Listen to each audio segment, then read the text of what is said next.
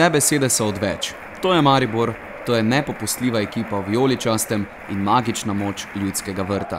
S fenomenalnim zadetkom Etiena Velikonje po prav tako mojstrskem prodoru Dejana Mezge je padel sloviti Glasgow Rangers.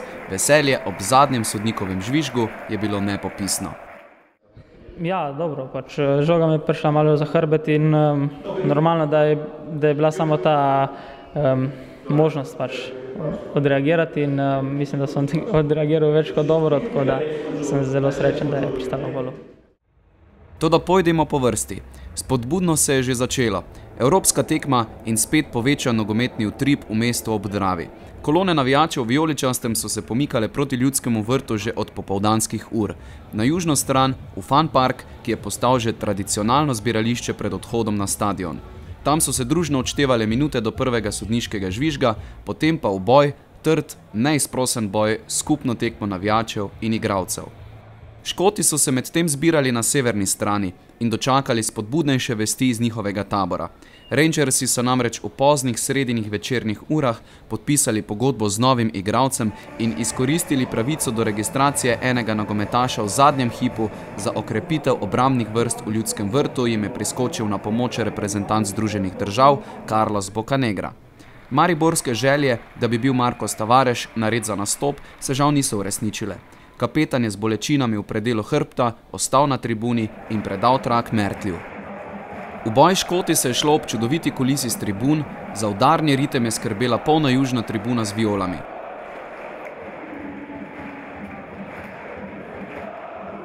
In takoj prvi mariborski udarec v okvir vrat za dodatno energijo na igrišču in tribunah.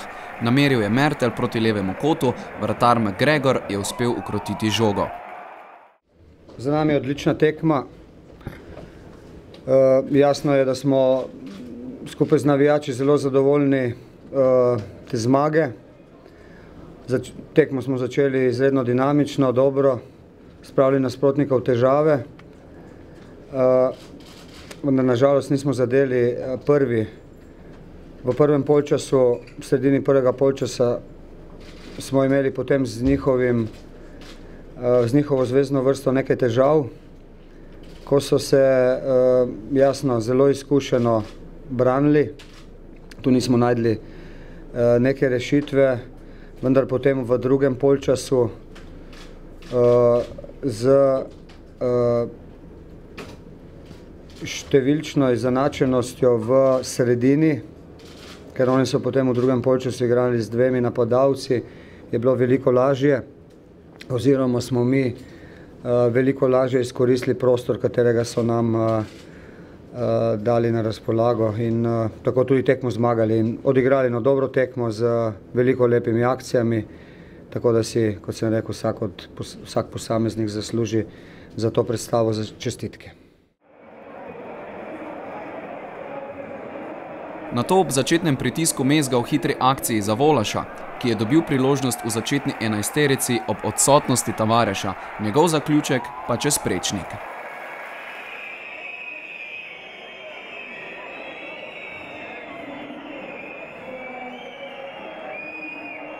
Prva resnejša akcija gostov po desni strani. Naismith v sredino za Eduja, Argus pa je pozorno spremljal dogajanje in pred Američanom izbil v kot.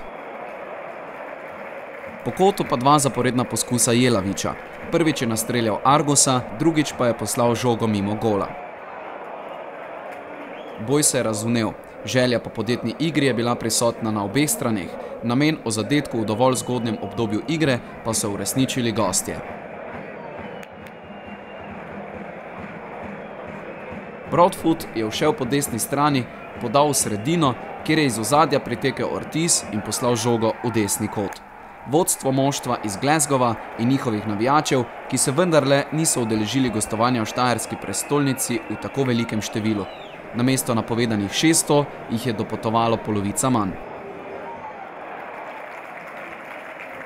Vodilni zadetek je gostom dal krila in takoj so izpeljali še eno nevarnejšo akcijo.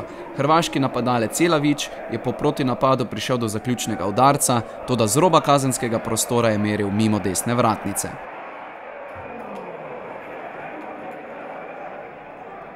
Med mariborskimi poskusi velja izpostaviti še prosti strel z obetavne razdalje, po prekršku nad Vilerjem. Vlogo izvajalca je prevzel Mezga, nameril proti desnemu kotu, a je žoga zletela tik ob vratnici in na odmor se je odšlo z 0:1. Vrnitev na igrišče iz slačilnice moštva v vijoličastem z novo energijo in že po 7 minutah nadaljevanja izenačenje. Po pritisku z desne strani out, hitra podaja iz avta, žoga do Ibrahimija, ki je opazil, da je nekaj prostora ostalo ob levi vratnici in z natančnim udarcem je poslal žogo prav tja. Žoga v mreži in eksplozija navdušenja na tribunah.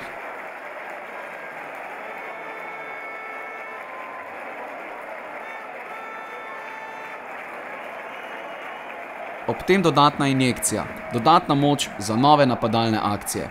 Kmalu je sledil oster predložek Ibrahimija z leve strani, natančno do Berića, ta pa je z glavo meril mimo gola.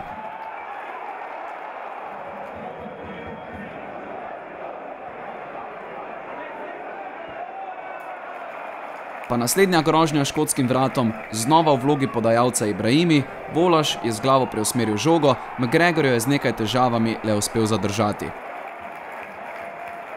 Po minutah prevlade domače čete na drugi strani odziv gostov. Edu je dočakal odbito žogo, se odločil za poskus razdalje, silovit udarec pa je šel ob desni vratnici. Do preobrata se je skušalo priti s fanatično bojevitostjo in raznovrstnostjo. Iz igre, a tudi iz prekinitev. Tako se je znova zadrževal dih ob obetavnem prostem strelu, Mezga kot izvajalec, znova blizu, tokrat ob levi vratnici.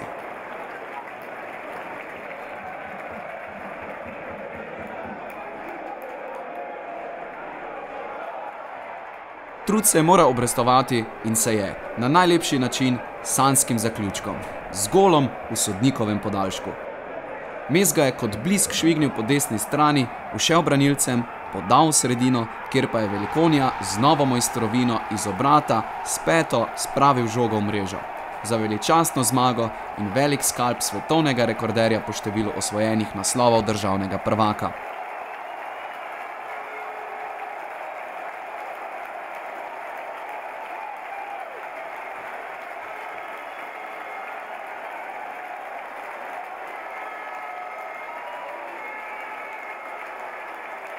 Škoti so bili šokirani nad razpletom. Vsi po vrsti so se po tekmi izjavljali, da niso pričakovali takšnega Maribora.